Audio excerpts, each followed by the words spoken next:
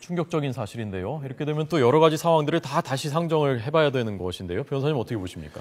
그러니까 저는 애시당초 타살 가능성이 좀 높다고 생각을 했는데요. 지금 하여튼 이 단독 보도가 사실이면 이거는 타살의 결정적인 단서가 될 수도 있을 것 같은데 다만 이제 그 사체가 굉장히 많이 훼손된 상황이었잖아요. 굉장히 많이 오래된 상황에서 이게 살해 당시에 목과 몸이 분리가 된 것인지 아니면 그 이후에 분리가 된 것인지 관련된 부분은 좀 경찰이나 이런 국가수에서 조사를 하면 어느 정도 나올 것 같고요. 그걸 확인한 이후에 이제 정말 이게 타살 가능성이 높은지 아니면 자살로 밝혀질지 그 부분이 아마 밝혀지지 않을까 싶습니다. 예. 상식적으로 보면 시신이 많이 훼손됐다 하더라도 목과 몸이 분리될 수가 있는 것이 자연적으로 좀 그 생각하기가 쉽지 않은 부분이거든요. 그렇죠. 일단은 지금까지 그 정황으로 본다면은 목과 몸이 완전히 분리가 돼 있다면은 변호사님 말씀대로 타살의 가능성이 다소는 높아 보이는데 하지만 여지는 또 굉장히 많지 않겠습니까? 왜 그러냐면은 그 시신이 발견된 곳이 산기슭이라고 하잖아요. 그렇다 보면은 입에 담기도 조금 그렇지만은 일부 산짐승들이 또 있을 수가 있고요. 그렇기 때문에 그 시신이 훼손될 수 있는 그 가능성과 여지는 어느 정도는 있거든요. 하지만 만약에 그 목과 몸이 진짜 그 완전히 분리가 돼 있다면은 타살 가능성을 굉장히 높이는 그런 부분이 될 테고요. 또 국가원에서 국가수에서 지금 분석을 하고 있는데 그게 굉장히 어떤 그 밖에서 어떤 힘에 의해서 분리가 됐을 거 아닙니까? 그렇다 보면은 경찰이 일단 육안으로 봤을 때 확인이 안 됐던 부분들까지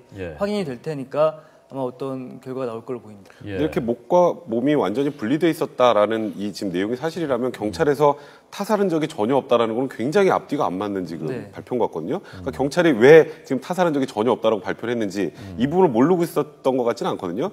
그런 부분에서 또 이런 게 자꾸 이게 부각이 되면 또 이게 경찰을 또 국민들이 못 믿게 되는 것 같은데 이 부분에 대해서 경찰도 나중에 좀 해명을 해야 될 것 같습니다.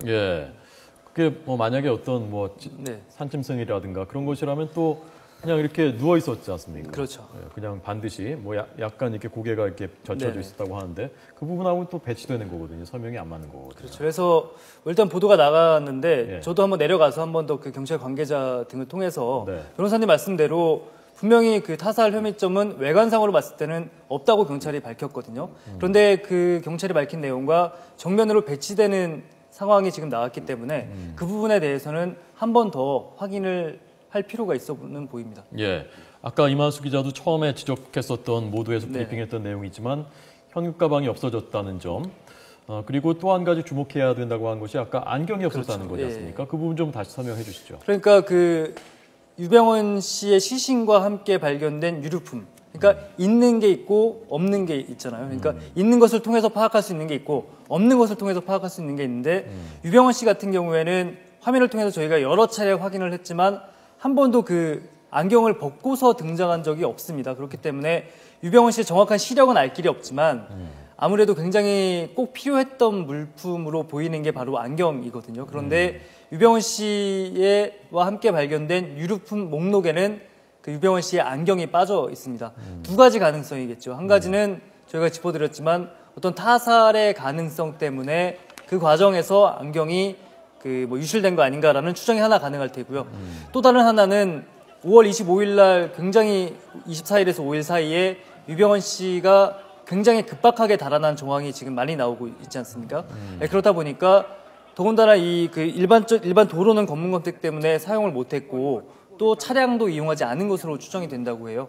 그렇다 보면은 이 산길을 타고서 보령의 몸으로 산길을 타고 이동하는 과정에서 분실했을 가능성도 있습니다. 두 가지 정도로 보시면 될 것 같아요. 저는 안경을 오래 써서 좀 아는데요. 안경을 오래 쓴 사람들은 절대 어떤 일이 있어도 안경은 쓰고 다니지 않아요. 렌즈를 끼지 않는 이상. 그래서 저도 안경이 발견되지 않은 게 굉장히 타살의 중요한 증거라고 생각이 좀 들거든요. 안경이 없이는 못 다녀요. 특히 밤에는 더더욱이나 그럴 것이고. 그렇기 때문에 일단 지금 이 사라진 안경도 어디 있는지 사실 그게 시신 주변에 있을 수도 있거든요. 그러니까 그 부분 좀 확인을 분명히 좀 해봐야 될 것 같습니다. 아마 경찰이 이제 그 도주 경로 같은 게 추정되는 경로가 이제 나올 텐데요.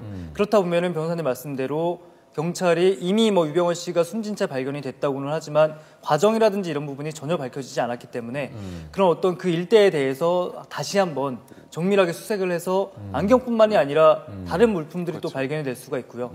또 만약에 타살이라면 아직 가능성이지만 그 의혹을 그 용의자로 추정되는 사람들이 흔적을 남겼을 가능성도 있거든요. 예. 그렇기 때문에 그 주변으로 해서 아주 정밀한 재수색이 다시 한번 필요해 보이는 게 사실입니다. 예. 아까 없는 것들이 무언가를 주목해야 된다고 아까 이 기자가 얘기했는데요. 안경이었고 지갑 같은 것도 없어요. 그렇죠. 돈도 하나도 갖고 있지 네. 않았단 말입니다. 그러면 그 소주하고 막걸리를 만약에 본인이 육포라든가 이런 걸 본인이 산 거라면 혼자 만약에 떨어져서 거기서 경찰이 급습하니까 검찰이 급습하니까 측근들은 다 도망가고 뭐 헤어지고 혼자 있었고 거기서 산 거라면은 무슨 돈으로 그걸 샀냔 말이죠. 지갑도 없고 아무것도 없는데. 어떻게 보면 뭐 비상 그 의약품처럼 예.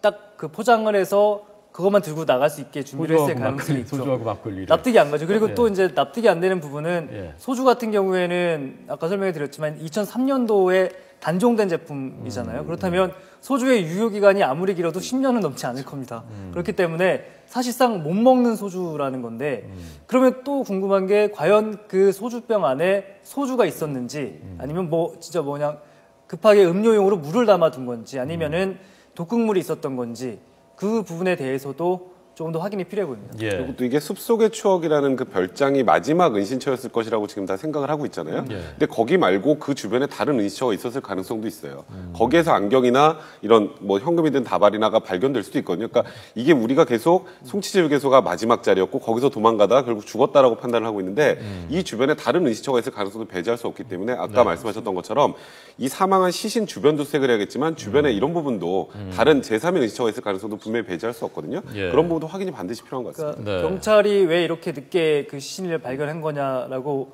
물었더니 그쪽은 뭐 일단 개인 소유지이고 그 매실밭이기 때문에 수색 대상에서 제외시켜 놨다는 거거든요. 네, 그렇기 때문에 우리 뭐 백 변호사님 말씀하신 대로 다른 부분 놓친 부분이 충분히 있을 수가 있을 것 같아요. 이 뭐 지금 시신 발견된 곳도 수색 대상에서 빠졌다라고 인정하는 마당에 예. 다른 부분까지 철저하게 봤다라고는 지금 단계에서는 사실 말할 수가 없거든요. 그렇기 예. 때문에 그 부분도 한번 다시 짚어볼 필요는 있어 보입니다. 자, 저희가 여러 가지 가능성들을 상정해서 말씀을 드리고 있습니다. 아직 어느 쪽 가능성이 매우 높다고 단정하기는 어려운 상황이고요. 타사의 가능성에 대해서도 추론을 해보고 있는 것입니다.